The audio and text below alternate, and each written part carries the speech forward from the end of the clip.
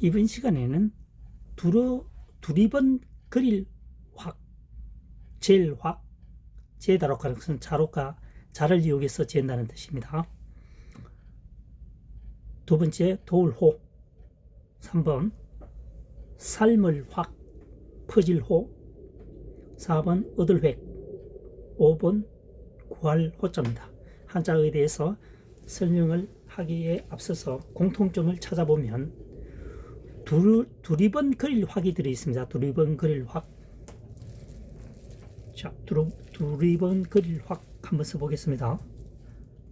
풀초 아래에 세추입니다. 4개죠. 이 하자는 풀 마늘 추입니다. 풀이 많죠. 풀 아래에 새가 지금 숨어 있는 경우입니다. 풀 마늘 추. 여기에서 또 풀 많은데 또 이렇게 되는 거죠. 풀 많은 곳에 손을 이용해서 두리번 그린다. 두리번 그리면서 자로 재어본다. 그래서 또 우자가 들어가면은 추자가 확으로 변합니다. 풀 마늘 추 또 우가 포함이 되면 두리번 그릴 확 되겠습니다. 그래서 벼화, 두리번 그릴 확. 벼를 수확하여 거둘 때는 두리번 그리면서 낫으로 이용해서 베게 됩니다. 아무데나 베면 안 되겠죠. 탈곡하는데 문제가 생깁니다. 또 벼를 베고 난 후에 벼는 소먹이로 사용되기도 하고 또 여러 가지 농가에 사용할 수 있는 이영리라든가 다른 용도로 굉장히 많이 사용됩니다. 해서 벼 베고 난 후 짚을 굉장히 소중히 여깁니다. 그래서 벼를 거둘 때는 두리번 그리면서 거둔다는 거죠. 그래서 거둘 확, 수확할 확 되겠죠. 수확 되겠습니다. 수확. 그 다음 두 번째 도울호자입니다. 말씀은 두리번 그릴 확입니다. 두리번 그리면서 말을 한다라고 하는 것은 그 사람의 어떤 상태라든가 여러 가지 상황을 물어보고 있는 겁니다. 그래서 그것은 상대편을 도와주기 위해서 그런 거죠. 그래서 도울호. 두리번 그리면서 말을 한다라고 하는 것은 상황을 파악하여 그 사람에게 도움을 주기 위해서 그런 행동을 하고 있는 겁니다. 간호 되겠죠. 3번 삶을 확입니다. 이것은 불을 이용해서 물을 끓여서 뭔가 삶는다는 얘기입니다. 그래서 물수 두리번 그릴 확. 물이 마치 두리번 그리는 것처럼 했을 때는 뭔가 삶고 있는 것이다. 물이 100도 이상 올라가면은 물이 보글보글 끓습니다. 두리번 그리는 것처럼 보인다는 거죠. 물이 두리번 그리는 것처럼 보일 때는 어떤 내용물을 삶고 있는 것이다. 그래서 삶을 확 되겠습니다.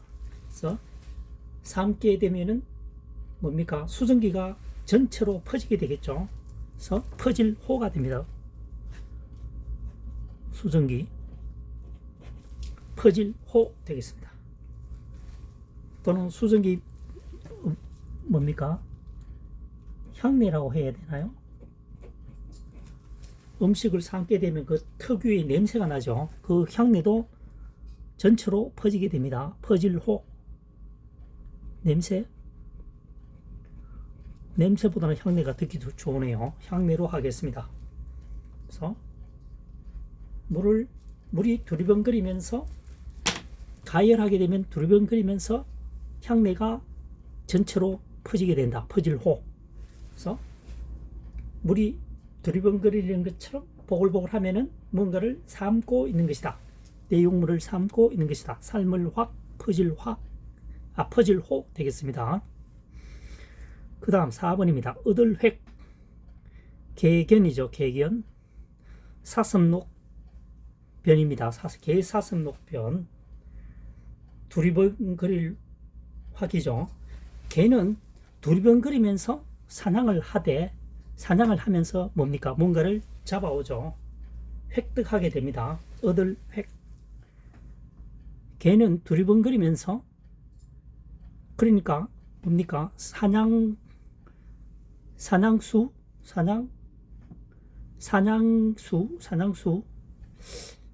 그래서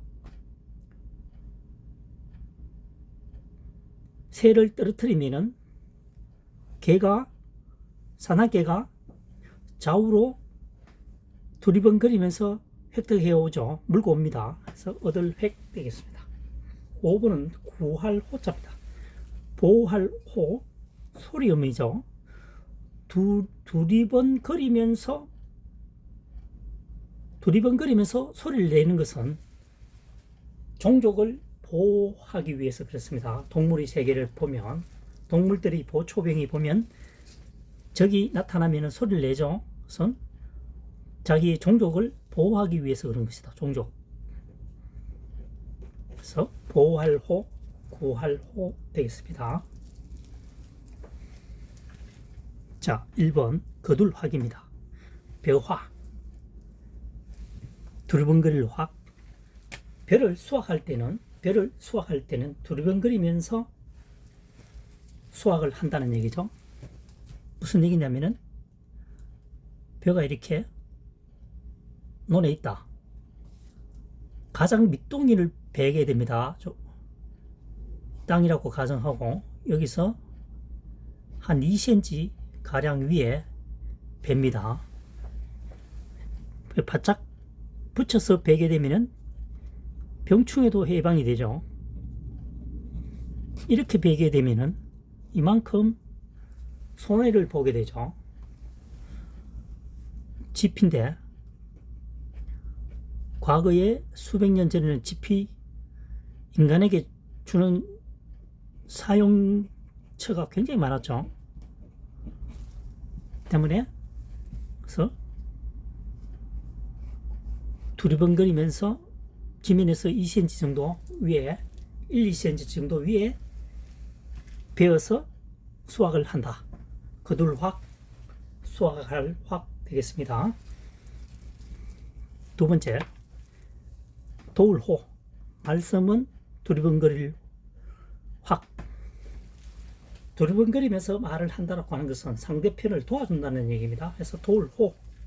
간호사가 있죠. 간호사. 그 다음 3번, 삶을 확 퍼질호. 물수변입니다. 물을 끓여놓고 물이 마치 두리번거리는 것처럼 보일 때는 물이 보글보글 끓습니다. 뭔가 내용물을 삶는다. 삶을 확. 냄새가 전체로 퍼진다. 퍼질호. 여기서는 훈과 음이 두 개라는 뜻입니다. 확, 호, 음이죠. 소리음입니다. 소리음. 그 다음 4번 얻을획이죠. 거둘획, 얻을획. 개 사슴녹변 두리번거릴 확. 개는 두리번거리면서 그러니까 목표물을 찾아야 되겠죠. 사냥개를 생각하시면 되겠습니다. 사냥개.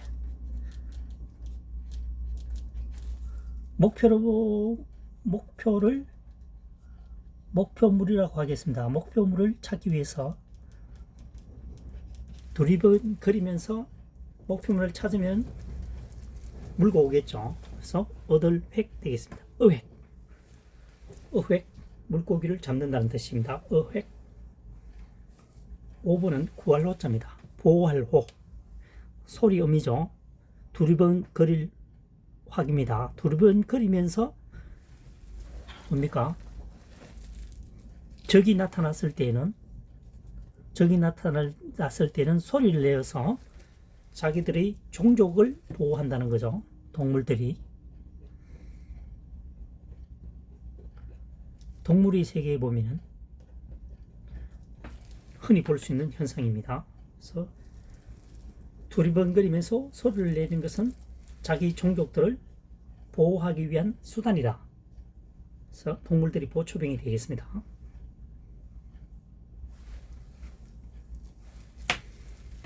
지금까지 설명한 한자 학습은 2024년 현재 시점에서 주어진 한자만을 가지고 훈과 음에 맞게끔 풀이하는 학습 방법이 되겠습니다. 지금까지 설명한 강의가 도움되셨다면 구독, 좋아요를 통해서 응원해 주시면 항상 감사하는 마음으로 보다 노력에 정진하도록 하겠습니다. 감사합니다. 이번 시간에는 황새관입니다. 황새관, 기뻐할 환, 권할 권, 물될 관, 권쇠권, 공통어는 황새관이 포함되어 있습니다. 다시 말해서 황새관이 포함되어 있는 한자어를 2024년 현재 시점에서 파자 분석하는 학습 방법을 설명해 보도록 하겠습니다. 1번 황새관입니다. 초두머리초입니다. 풀초머리라고 하는 게 좋겠죠. 풀초머리입니다. 머리에 해당하니까요. 그 다음 입구가 두 개입니다. 그 다음 남은 것이 세추죠.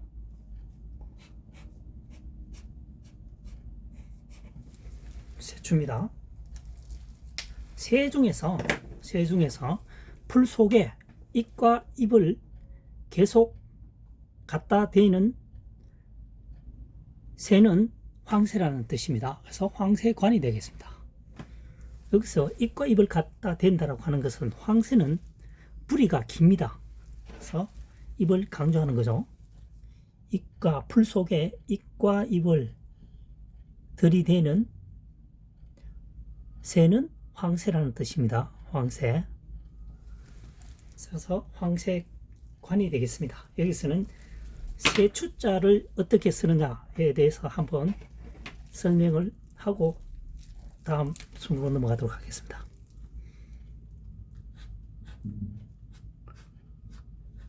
이렇게 되면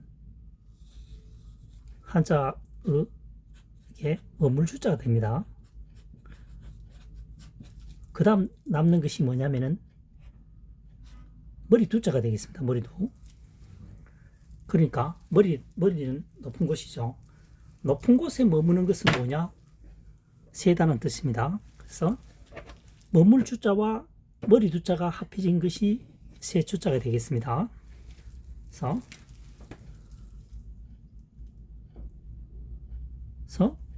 세주자가 되겠습니다.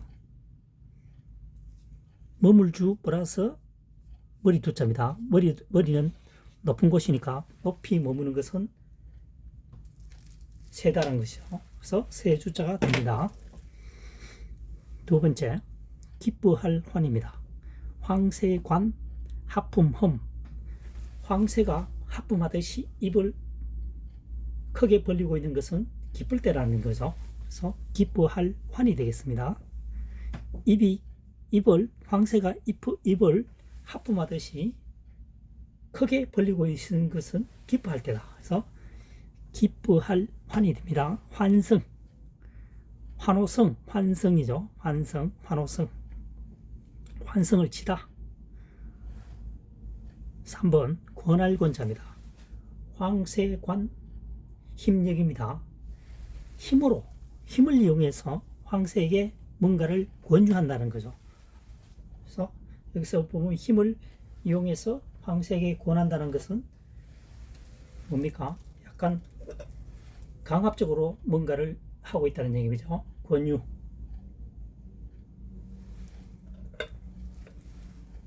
4번 물뗄관입니다. 물수변이죠. 황새관입니다. 황새가 물을 먹고 있습니다. 황새가 강가에서, 강이라고 가정하고요. 황새가 강에서 물을 먹고 있습니다. 조금 전에 1번에서 설명했다시피 부리가 지나치게 길죠. 다른 동물에 비해서. 그래서 보면은 파이프에 대고 물을 대는 것 같다는 거죠. 논에 물을 대는 것 같다는 얘기입니다. 해서 물뗄 관자가 되겠습니다. 황새가 황새가 물을 먹고 있는 모습은 논에 물을 대고 있는 것 같은 느낌이 온다. 물댈관입니다. 관목. 5번 권세권입니다. 나무목이죠. 황새관입니다. 나무 사이에 뭐가 있습니까? 황새의 무리가 있다고 하는 것은 황새가 다른 종류의 새를 물리쳤다는 얘기입니다. 권세를 가지고 있다는 얘기입니다. 그래서 권세권입니다. 그 지역에 영역을 차지했다. 영역을 점유했다. 영역을 점유했다는 의미가 되겠죠. 그 일정 부분에 황새만이 있다라고 하는 것은 그래서 권세, 권자가 되겠습니다. 권력이죠. 자, 다시 한번 보겠습니다. 1번 황새관입니다. 풀초머리, 풀 아래에 새 중에서 여러 개의 입으로 합쳐져 있는 것은 새는 황새라는 얘기죠. 황새의 부리는 깁니다. 참새, 또 뭡니까?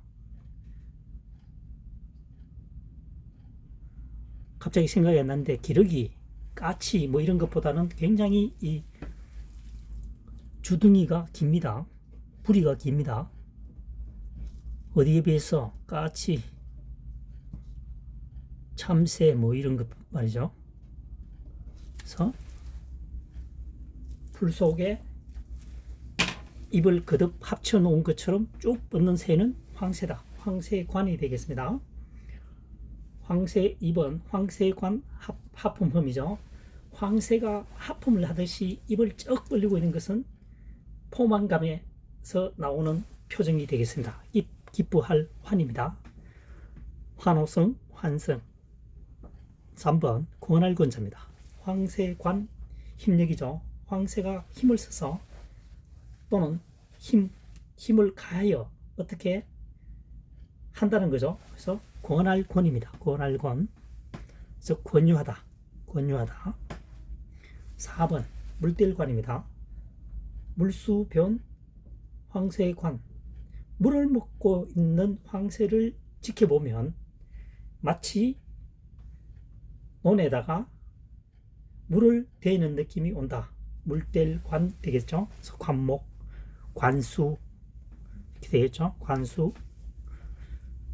5번 권세권입니다. 권세권. 나무목이죠. 나무 옆에 뭐가 있습니까? 황새의 무리가 있다고 하는 것은 일정 영역을 점유했다는 뜻입니다. 권세를 쥐었다는 얘기죠. 그 지역, 일부 지역에. 그래서 권세권이 되겠습니다. 지금 2024년 현재 시점에서 파자 분석을 통해서 한자 학습을 하고 있는 것은 주어진 한자만을 가지고 지금 풀이하고 있습니다. 물뗄관, 예를 들자면 물뗄관, 물대다라고 하는 것은 훈이죠. 훈이고 관은 음입니다. 훈과 음에 맞게끔 주어진 한자만을 가지고 최대한으로 학습을 한다는 거죠. 여기서는 각골문, 설문해자가 전혀 등장하지 않습니다. 다만 이 한자를 만들 당시에 시대적 배경은 생각을 해야 되겠죠. 현재 2024년에 글자 만드는 거하고 수백 년 전에 만들었던 것하고는 분명히 차이가 있습니다. 그래서 한자 사랑이 설명하고 있는 영상이 도움되셨다면 구독, 좋아요를 통해서 응원해 주세요. 항상 감사하는 마음으로 더욱 노력하도록 하겠습니다. 다음 시간에 또 뵙도록 하겠습니다.